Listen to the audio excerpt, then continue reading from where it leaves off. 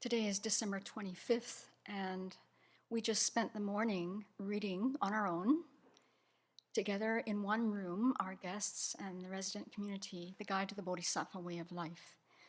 And this is a tradition that started way back in 2009, and a friend of ours, I believe, Venerable Trini, he lived in Italy at the time, he made this request in the fall of that year. And he had his reasons for doing this. And we thought, well, what a beautiful thing to do.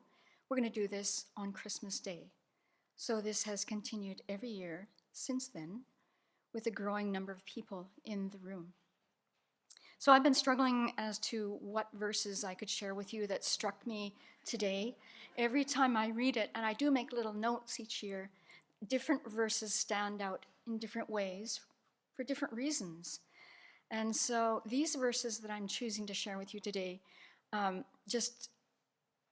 they're the medicine that I need in my mind for this time in the planet, where I am really working hard to continue to cultivate hope. And so that's what this addresses, is hope. His Holiness, of course, praises this book.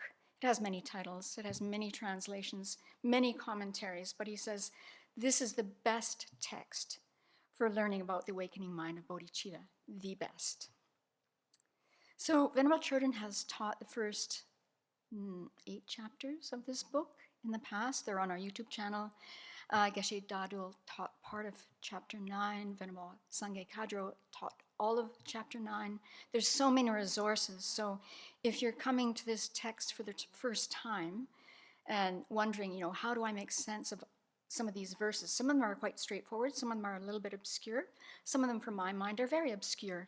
There's an abundance of resources, and His Holiness has taught on this text many, many, many times in many places around the world. So the resources are endless.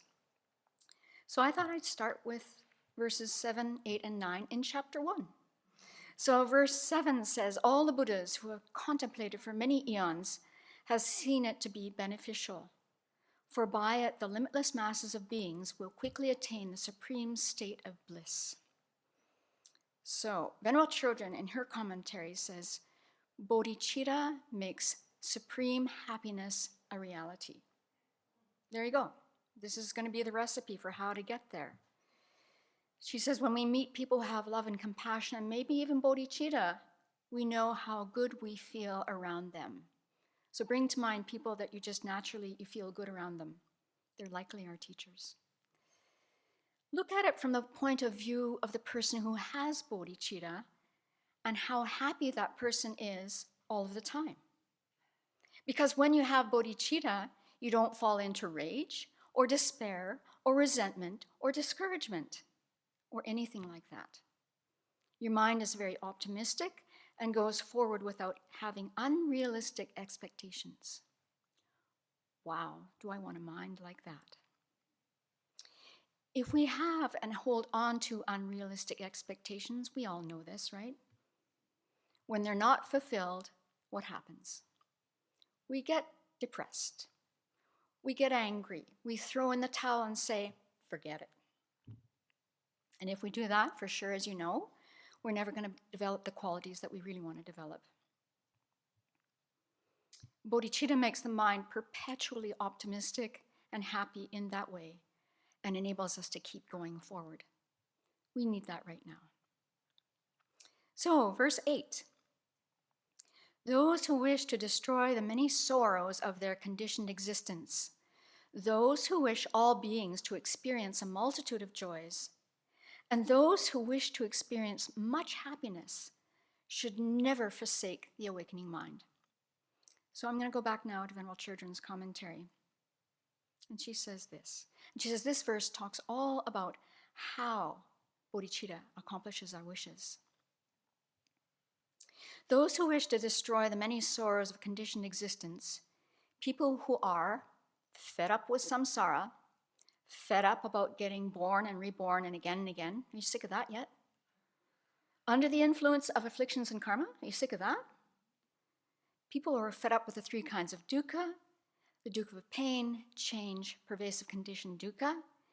People who are fed up with birth, aging, sickness, and death. Anyone sick of that yet?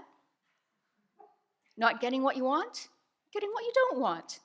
Being separated from what we like, not getting what we like. Having a body under the influence of afflictions and karma. Anyone sick of that yet?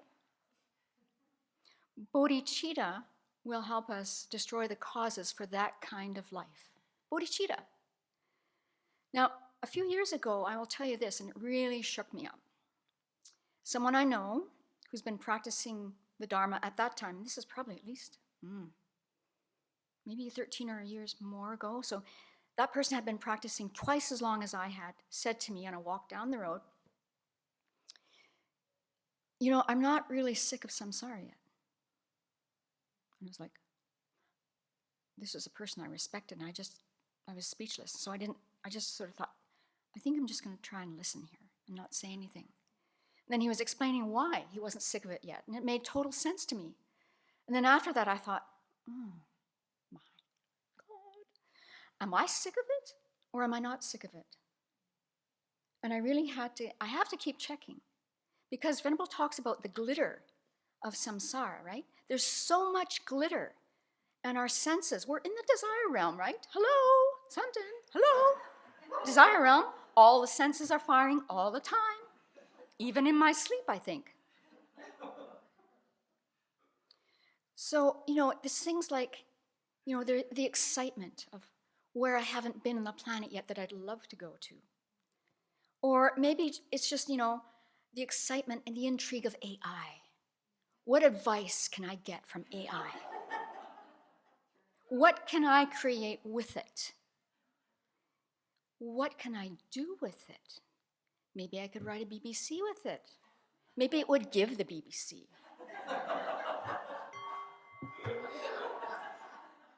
There's so much glitter, and we can get so sucked into it with the idea it's for the Dharma. It's for, I'm doing this for my teacher. She gave me a task. I'm going to do it with AI. She won't know. Come on. She will. Those who wish all beings to experience a multitude of joys show everybody who really in their heart believe and feel what they write on Christmas cards. You know, so we're talking about when we used to write Christmas cards. So what did you write on Christmas cards in the past? I bet it was things like, or you chose the ones that said, may everybody live in peace, right? That's a pretty, doesn't ruffle too many feathers. You know, if you send it to your friends who aren't religious or whatever, or you want that just because it's a natural thing for all sentient beings to want, to live in peace, to have everyone to have happiness. May everyone have what they need, be free of suffering. So Venerable says, if you really believe that in your heart, then bodhicitta will make it real. And if you don't believe it in your heart, then don't bother sending the Christmas cards. These are her words. Don't bother. I mean, why would you send those Christmas cards if you don't believe it? Do we mean what we say when we send them? Or did we used to send them? Or we're still sending them out of social obligation? That's a very good question to ask. So I was in the library the other day looking for some inspiration too, and I found this very large book. It's a very large book, but it is a new commentary on this text, and it's called The Great Home. It's about 1,000 pages, so I'm not going to read it all to you right now. I know, you're disappointed. I'm sorry to disappoint you.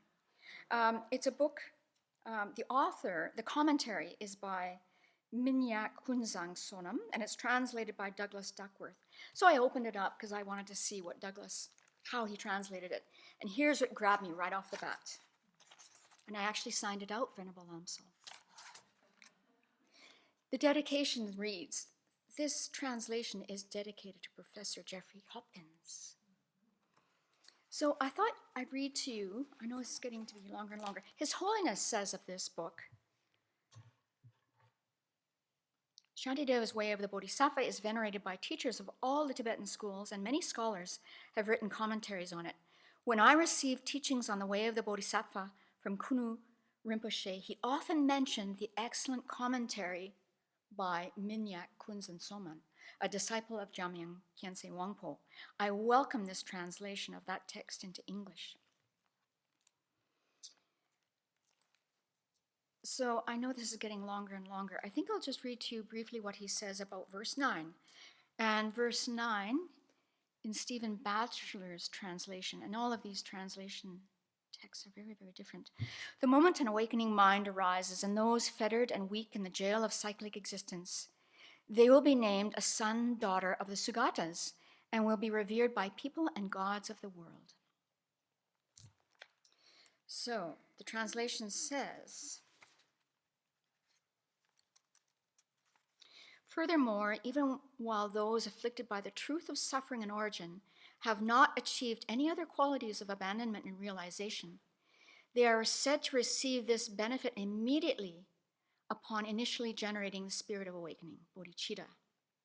Thus, while they are praised with this supreme benefit, it is not a praise like that of a sublime bodhisattva who has the benefits of a transformed name and status. It is not a praise like that of a sublime bodhisattva who has the benefits of transformed name and status. So therefore, this is something to cultivate in your mind and heart.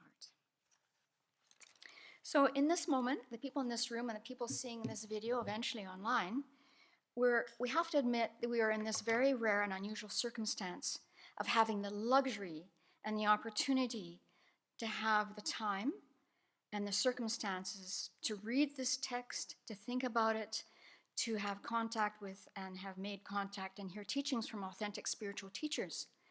So that actually gives us privilege. This is an authentic meaning of privilege. And with privilege comes responsibility. And so, in this moment, we're about to enjoy a lovely lunch and then go back to reading the text or thinking about something else with the White Tara practice. And at this moment on the planet, so many people are having a very extremely difficult time. It might be the flooding that's happening today in Southern California, which is extreme. It might be people suffering from famine, people in a war zone, people just trying to get through the next hour, looking for fresh water, clean water. The list of how we suffer in samsara, those who are in the deepest place of grief, because they've just lost a loved one or many loved ones. The list goes on. And there's no chance for them to really do what we have the opportunity to do today, here at the Abbey, in your homes, the time to just reflect and work on our mind. So, by learning this text and putting it into practice, this will transform our mind over time. This is a big project. It's much easier, Venerable Children says in one of her commentaries, to get some kind of earth-moving machine and move a mountain. That's going to take a long time. To change your mind is going to take longer and constant effort. But how wonderful we've created the circumstances in this life to be able to do that. So I'd like to close with 2 verses from chapter 7 on the 25th day of December. In order to have strength for everything, I should recall before undertaking any action the advice in the chapter on conscientiousness, and then joyfully rise to the task. Just as the wind blowing back and forth controls the movement of a piece of cotton, so shall I be controlled by joy, and in this way accomplish everything.